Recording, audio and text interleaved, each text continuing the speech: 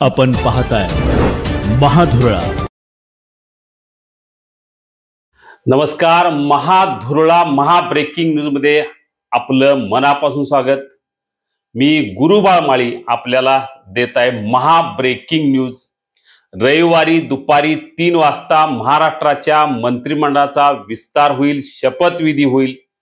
या शपथविधीच्या वेळी अनेक इच्छुकांच्या दांड्या उडालेल्या असतील, ज्यांना अशी खात्री आहे की आपलं मंत्रिमंडळाच्या एकूण यादीत नाव आहे। अशा काही बड्या नेत्यांच्या या दांड्या मंत्रिपदामध्ये निश्चितपणे उडालेल्या असतील। कारण तशी अनेक आहेत।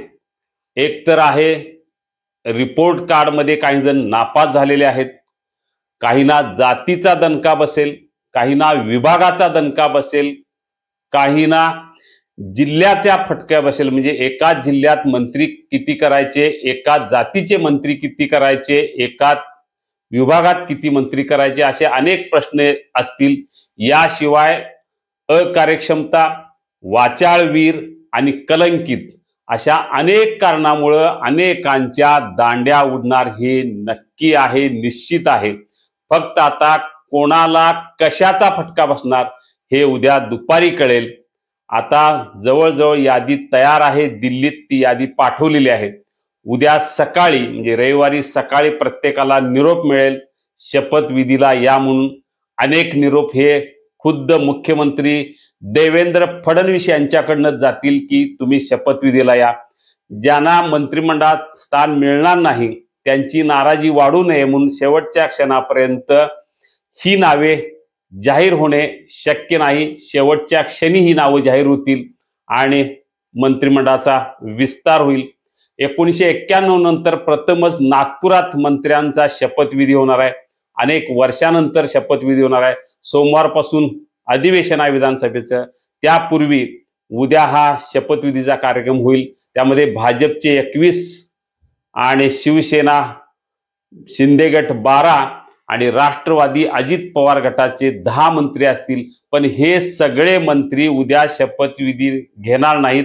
यातील प्रत्येक पक्ष काही जागा ह्या निश्चितपणे रिकाम्या ठेवल। कारण अनेकांची नाराजी वाढली तर ती नाराजी दूर करण्यासाठी काही आपल्याकडे संधी असावेत। यासाठी भाजप, शिवसेना आणि राष्ट्रवादी हे तिन्ही पक्ष काही जागा ह्या निश्चितपणे रिक्त ठेवतील।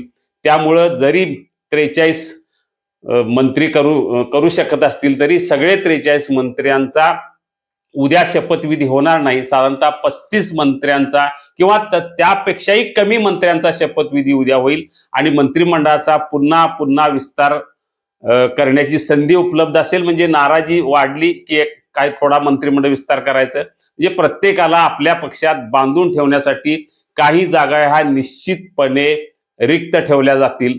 एकूणच सध्या संभाव्य मंत्र्यांच्या यादीत अनेकांची नावं आहेत, पण अजूनही त्याच व्यक्तींना माहित नाही की आपलं उद्या दुपारी 100% यादीत नाव आहे की नाही।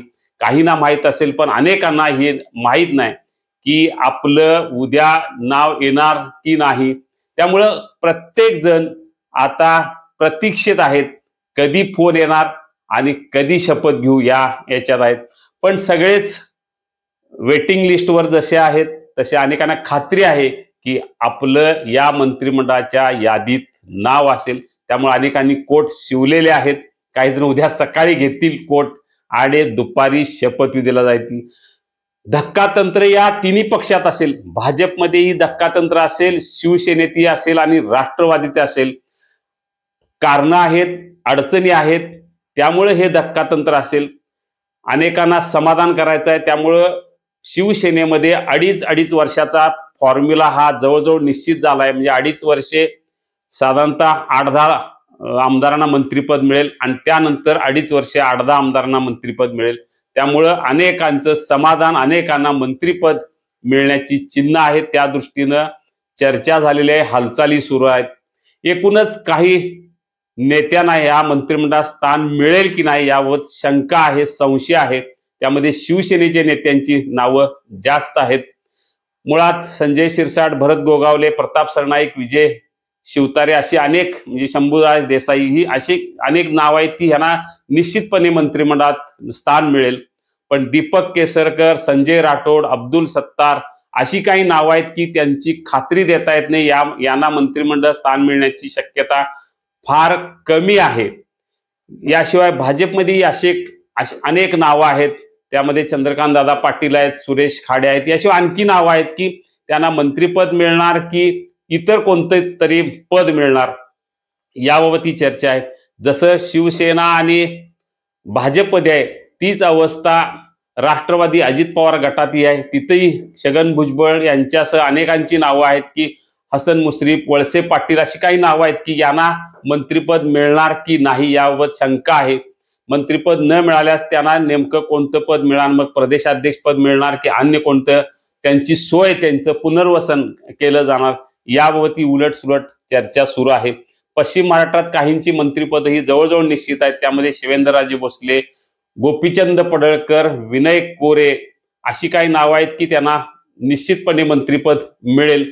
पण काही नावाभोवती अजूनही चर्चा सुरू आहे. त्यामध्ये हसन मुश्रीफ आहेत, राजेंद्र पाटील यड्रावकर आहेत, प्रकाश आबिटकर आहेत. याशिवाय सांगली आणि सातारा जिल्ह्यातली काही नावं आहेत की त्यांच्या नावाभोवती चर्चा सुरू आहे. पण अजूनही निश्चित झालेलं नाही की यांना संधी मिळणार का, पहिल्या 2.5 वर्षात कोणाला संधी मिळणार, नंतरच्या 2.5 वर्षात कोणाला संधी मिळणार, याबाबत उद्या सकाळी कळेल. साधारणतः सकाळी प्रत्येकाची नावं निश्चित होतील, त्यानंतर फोन जातील आणि दुपारी शपथविधी होईल. धक्कातंत्र 100% तिन्ही पक्षात असेल. हे धक्कातंत्र, हा धक्का कोणाला, याबाबत आपल्याला अपडेट हवे असतील तर आत्ताच सबस्क्राईब करा महाधुरळा यूट्यूब चॅनेल. कारण उद्या निश्चितपणे अनेक धक्के महाराष्ट्रातल्या जनतेला पाहायला मिळणारच आहेत. त्यामुळे हे धक्के नेमके कोणते हे जर हवं असेल तर आत्ताच सबस्क्राईब करा महाधुरळा यूट्यूब चॅनेल. धन्यवाद.